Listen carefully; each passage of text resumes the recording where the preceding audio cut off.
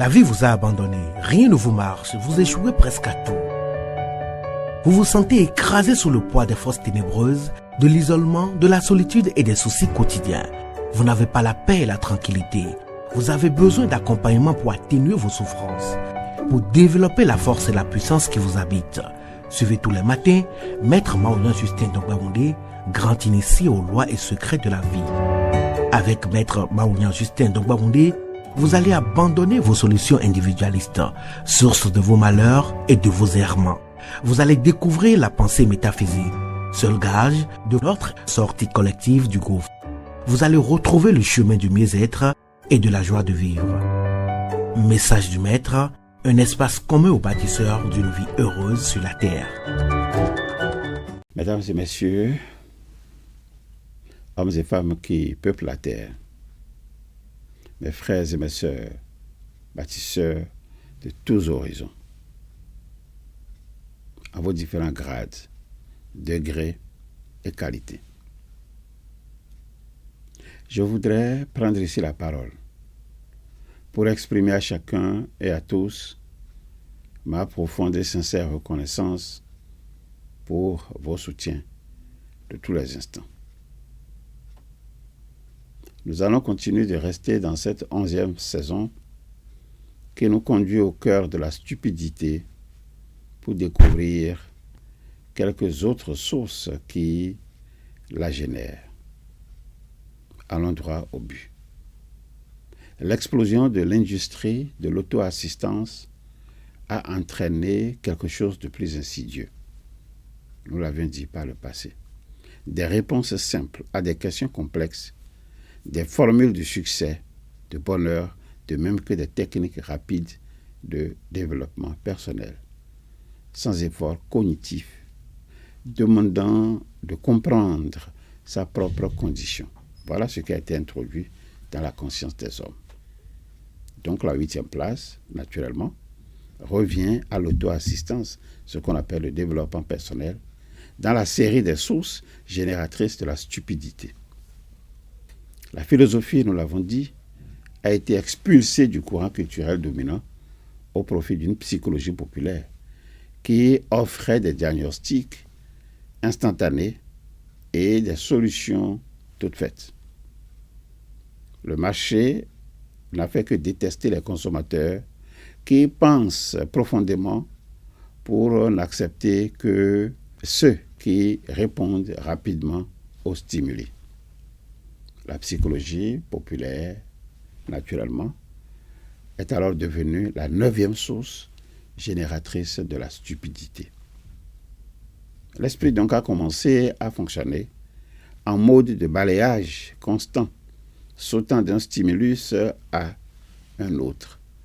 Et dans ce cas, l'esprit était devenu incapable, donc la pensée était devenue donc incapable de maintenir une concentration prolongée sur un objet quelconque. N'importe qui, avec une connexion Internet, peut défier n'importe quel expert, créant ainsi une fausse équivalence entre le savoir laborieux et l'opinion spontanée. Avec les réseaux sociaux, les gens ne pensent plus pour comprendre. Ils pensent pour poster des messages, des vidéos.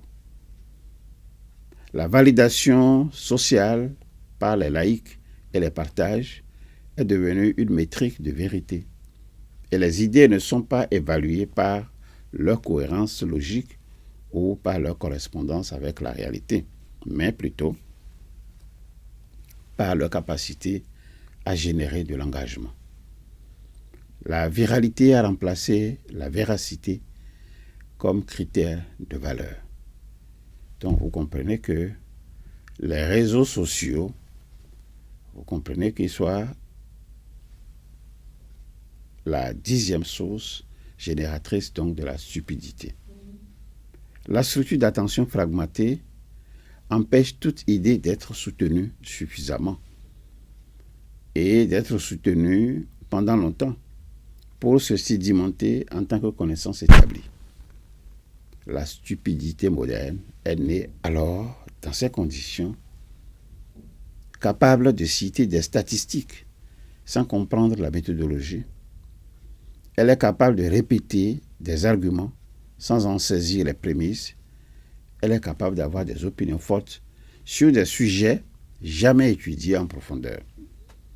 Tout le savoir humain, disponible en quelques secondes, mais des esprits de moins en moins capables de transformer l'information en compréhension. Savoir est devenu accumuler des données.